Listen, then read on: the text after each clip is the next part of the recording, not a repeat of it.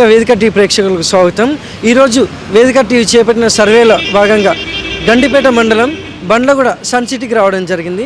ఇక్కడ ఉన్నటువంటి ప్రజలు రేవంత్ రెడ్డి గారి పాలనపై వారి అభిప్రాయం తెలుసుకునే ప్రయత్నం చేస్తారు. నమస్తే సార్. నమస్తే. మీ పేరు సార్? వెంకటేష్. ఏం చేస్తుంటారు సార్? ఆటో నట్. రేవంత్ రెడ్డి గారి పాలనపై మీ అభిప్రాయం ఏంటి సార్?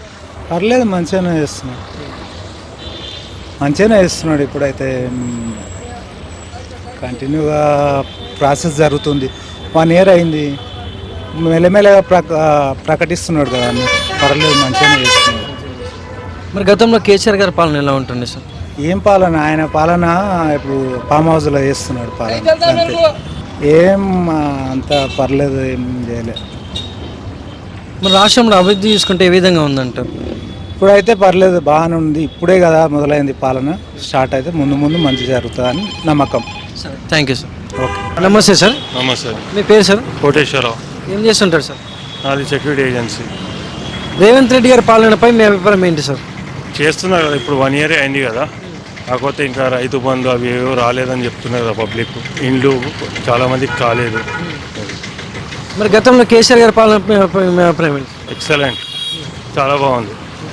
దాన్ని మించి చేస్తారని ఎక్స్పెక్టేషన్తోనే రేవంత్ రెడ్డి గారికి ఓటేసినాం. చూద్దాం, ఇంకా 4 years టైం ఉంది కదా, అంతవరకు రీచ్ అయితే బెటర్. లేదంటే మళ్ళీ నెక్స్ట్ కేసీఆర్కి వేస్తారు అందరూ. ప్రస్తుతం ఈ అభివృద్ధి పథకాలైన ఈ 6 గ్యారెంటీ పథకాలను జనాలందరికీ అందుతున్నాయి అంటారు సార్. ఇప్పటివరకు ఏవైతే ప్రవేశపెట్టారో నాకు తెలియదు. Okay, thank you sir. నమస్తే సార్. నమస్తే. మీ పేరు సార్? బాలకృష్ణ. ఏం చేస్తుంటారు సార్? ఆటో నడిపిస్తున్నా. మాకు ఆయన వచ్చినప్పటి సంది రూపాయి అనేది మేము అప్పుల బాధలో ఉన్నాము. దానికి మేమేం చేస్తలేం. ఆయన చేసింది మాకు 12,000 ఇస్తున్నాడు. అది లేదు, ఇది లేదు. ఉన్న వాస్తవానికి ఆయన మాకేం చేస్తలేడు. మా పరిస్థితులు ఘోరంగా ఉన్నాయి. అవి ఏం సాల్వ్ చేస్తాడో మాకేమో అర్థమవుతలేదు. ఇంతమంది పెండ్లాలు పిల్లలు రోడ్ల మీద పడుతుంది. సాగు తప్ప ఇంకేం పని లేదు. మరి గతంలో కేసీఆర్ గారి పాలన ఎలా ఉంటుంది సార్? ఆయన చేసిన కాడికి మంచిగా ఉంది. ఈయన చేసిన వరకు అన్ని సాగు బతుకులు తప్ప ఇంకేమి ఇట్లా లేదు. ఉన్న వాస్తవం అది, అంతకంటే ఇంకేమి లేదు. Thank you sir. నాకు తెలిసింది అది చెప్తున్నాను కదా. ఆటోలు ఆగమైనాయి. అప్పులు కట్టలేమో కిస్తులు కట్టలేక బండ్ల దాపెట్టి కూర్చున్నాం. ఇక్కడ రోడ్డు మీద భజన చేస్తున్నాం. ఏం చెప్పాలి, ఇంకా బస్సులు ఫ్రీ అన్నాడు, బస్సులకు ఎగబడ్డారు. ఆటోలలో ఆగమైపోయినాం. ప్రాపర్ లోకల్ ఎమ్మెల్యేనే సీఎం మనల్ని పట్టించుకుంటలేడు. ఆటో పడితే సీజ్ చేస్తే 30,000-40,000 రాస్తున్నారు. ఏడు తెచ్చి కట్టాలి 30,000-40,000. మా పిల్లలు స్కూల్ ఏం చదవాలి, మా రూమ్లో కిరాయిలు ఏం కట్టాలి, మేము ఎట్లా బతకాలి? అంతే. ఆటోలో పర్మిషన్ ఇవ్వమను, నడుపుకుంటాం. అవన్నీ వెళ్తాయి. జర నడుపుకుంటే ఇంతనో అంతనో చేసుకుంటే 1,000-500-800 వెళ్తాయి డీజిల్ ఖర్చులు. పోగా నడుపుకొని కట్టుకునేటోళ్ళు కట్టుకుంటాం. మొత్తానికి ఆగం చేసి పెట్టిండు. ఇంచుమించు కోడంగల్ ప్రాపర్ వికారాబాద్ డిస్ట్రిక్ట్ ఆటోలే ఇక్కడ ఒక 300-400 వెళ్తాయి. లంగారోల్, ఈ కాళీమందిర్, సన్ సిటీ కానీ ఇక్కడ కానీ నార్సింగ్ కానీ టోటల్గా 300-400 లోకల్ ఇక్కడ. సిటీలోకి పోయేటోళ్ళు ఇంకా చాలా ఉన్నారు. మొత్తానికి డిస్ట్రిక్ట్ బంద్ అన్నాడు. డిస్ట్రిక్ట్ బంద్ అన్నాడు. గ్యాస్ బండ్ పోయినా చాలా రాస్తున్నారు. 20,000-30,000 ఏడ తెచ్చి కడతారు? కట్టలేరు కదా. ఇక అప్పులలో ఇడబడ్డాం. ఆటోలన్నీ గల్లీలో పెట్టినా కూర్చున్నాం, భజన వేసుకుంటాం. అంతే. ఇక థ్యాంక్ యూ సార్. నమస్తే సార్. నమస్తే అండి. మీ పేరు సార్? నా పేరు మూర్తి. ఏం చేస్తుంటారు సార్? నా సివిల్ వర్క్. రేవంత్ రెడ్డి గారి పాలనపై మీ అభిప్రాయం ఏంటి సార్? రేవంత్ రెడ్డి అంటే గ్యారంటీలు అయితే ఇచ్చిండు, కానీ గ్యారంటీల మీద అన్నీ కూడా అయితే అమలు చేయలేడు. ఇప్పుడు కేసీఆరే ఉన్నప్పుడే కొద్దిగా రైతుల పరంగా మంచి పనులు అయితే చేయించిండని నేను అనుకుంటున్నాను. రాష్ట్రంలో చూసుకుంటే అభివృద్ధి ఏ విధంగా ఉందంటారు సార్ ప్రస్తుతానికి? సార్, రాష్ట్రంలో అభివృద్ధి ప్రస్తుతానికి ఏ విధంగా ఉందంటారు? రాష్ట్రంలో అభివృద్ధి అని అంటే కూడా ఇప్పుడు రేవంత్ రెడ్డి హైడ్రా అని తీసుకొచ్చి చాలామందికి నష్టాలు కలిగించిండు. తర్వాత వచ్చేసి మొన్న సినీ హీరో పరంగా చూసుకుంటే కావాలని కుట్ర చేసినట్టుగా అనిపించింది. మరి రేవంత్ రెడ్డి పరిపాలనలో వాళ్ళ హాస్టల్లో చాలామంది పిల్లలు చనిపోయినప్పుడు చాలామంది ఫుడ్ పాయిజన్ అయి చనిపోయినారు. దానికి పట్టించుకుంటలేడు. కానీ ఇప్పుడు సినిమా హీరోకు చాలా కేరింగ్ తీసుకొని చాలా పట్టించుకొని చాలా ఇష్యూ చేసినట్టుగా అనిపించింది. మరి గతంలో కేసీఆర్ గారి పాలన ఎలా ఉంటుండే సార్? గతంలో కేసీఆర్ పాలన అంటే అతను కొన్ని మంచి పనులు అయితే చేసిండు. జాబ్ చేసే వర్కులకైతే కొద్దిగా మంచిగా చేయలేడేమో, బట్ అందుకని అతను రాలేడేమో. రైతుల పరంగా అయితే చాలా బాగా చేసిండు. Thank you sir. ఓకే. నమస్తే సార్. నమస్తే అండి. మీ పేరు సార్? నా పేరు కళ్యాణ్ అండి. ఏం చేస్తుంటారు సార్? నేను డిజిటల్ మార్కెటర్ అండి. రేవంత్ రెడ్డి గారి పాలనపై మీ అభిప్రాయం ఏంటి సార్?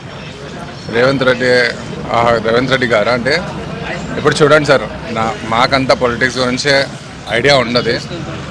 ఓకే, కానీ టైం ఇవ్వాలి ఎవరికన్నా. ఇప్పుడు నార్మల్లీ వచ్చేసి సంవత్సరంలో చేసే 2 సంవత్సరాలు ప్రతి మనిషికి ఒక టైం. ఇప్పుడు ఆయన గెలిచాడు, సో ఆయనకు టైం ఇవ్వాలి. మనం టైం ఇచ్చిన తర్వాత మనం ఇప్పుడు వస్తుంది కదా, బడ్జెట్ వస్తుంది కదా, ఆ బడ్జెట్లో ఏమేమి చేశారు అనేది వాళ్ళు పెడతారు. దాన్ని ఆ ఫైనాన్షియల్ స్కేల్ ఉంటుంది కదా, దాన్ని చూసి మనం డిసైడ్ చేయడానికి ఉంటుంది. అంటే 1 year 2 yearలో ఎంత బిఫోర్ ఆఫ్టర్ ఏముంది అనేది మనం చెక్ చేసుకున్న తర్వాత మనం డిసిజన్కి రావచ్చు. సో ఇంకా గ్రౌండ్ లెవెల్లో అంటే మాకు అంత ఐడియా ఉండదండి. సో సమ్వాట్ ఇప్పుడు మా రిలేటెడ్ అంటే సమ్వాట్ ఇప్పుడు ప్రాజెక్ట్స్, జాబ్స్ అనేది ఉన్నాయి, ఇష్యూస్ ఉన్నాయి అంతే అండి. మరి గతంలో కేసీఆర్ గారి పాలనపై మీ అభిప్రాయం ఏంటి sir? So he's a wonderful person అండి. యాజ్ ఏ లైక్ చూడండి, సింపుల్ ఎగ్జాంపుల్ చెప్తాను నేను. ఇంతకుముందు మనకు స్టార్టప్స్ అనేది అంత లేదు.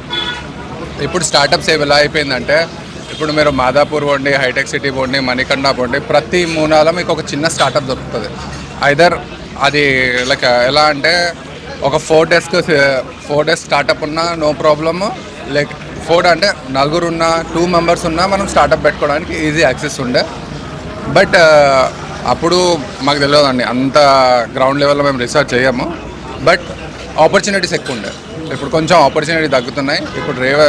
ఇప్పుడు ఏంటంటే మైగ్రేట్ అవుతున్నారు చాలామంది ఎక్కడి నుంచి, కోల్కతా నుంచి. అంటే మేము అబ్జర్వ్ చేస్తున్నాం కదా మా ఇండస్ట్రీలో. As a Hyderabad, Born and బాటప్ in Hyderabad, Golconda. So ఇప్పుడు ఏదైతే ఇష్యూ జరుగుతుందో సెంట్రల్ లెవెల్లో బెంగాల్, అది వాళ్ళు చాలా మైగ్రేట్ అవుతున్నారు. సో వాళ్ళ దిక్కేనే కొంచెం జాబ్ ఇష్యూస్ ఉన్నాయి అంతే అండి. Thank you sir. Thank you అండి. నమస్తే సార్. నమస్తే. మీ పేరు సార్? మొహమ్మద్ లతీఫ్. ఏం చేస్తుంటారు సార్? నేను కాలం బాక్స్లో షాప్ ఉంది నాది. రేవంత్ రెడ్డి గారి పాలనపై మీ అభిప్రాయం ఏంటి సార్?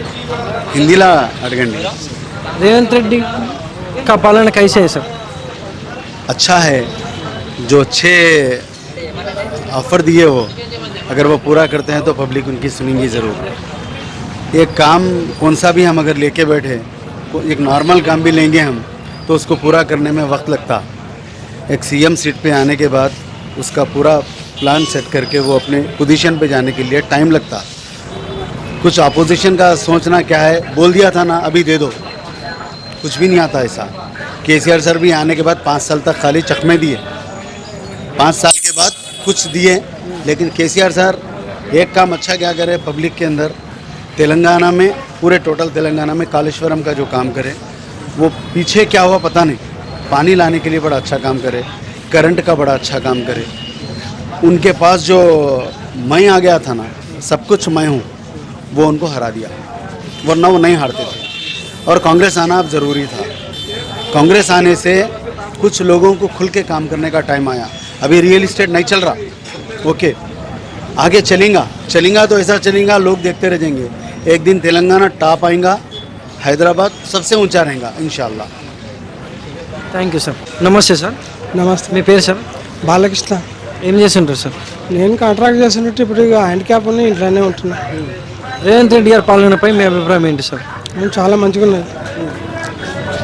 ఉన్నది కానీ ఇక పబ్లిక్ కొంతమంది ఇక్కడ కొంతమంది అక్కడ ఉంటారు కదా, అట్లా అని. ఇక మాకైతే మంచిగానే ఉన్నది. ఇక కేసీఆర్ పాలన అంతా ఏమనలేదు కానీ మనది మంచిగానే ఉంది. రేవంత్ రెడ్డి చాలా మంచిగా ఉంది. మరి గతంలో కేసీఆర్ గారి పాలన ఎలా ఉంటుంది సార్? ఎన్ని 7 లక్షలు 8 లక్షల కోట్ల అప్పు చేసిండు ఆయన. మరి అది ఎవరి మీద, అంత పబ్లిక్ మీదనే ఇవ్వాలంటే మరి పబ్లిక్ కష్టపడుతుంది కదా. పైసలన్నీ ఇప్పుడు చెప్తారు, మన పబ్లికే చెప్తారు మళ్ళీ పైసలు.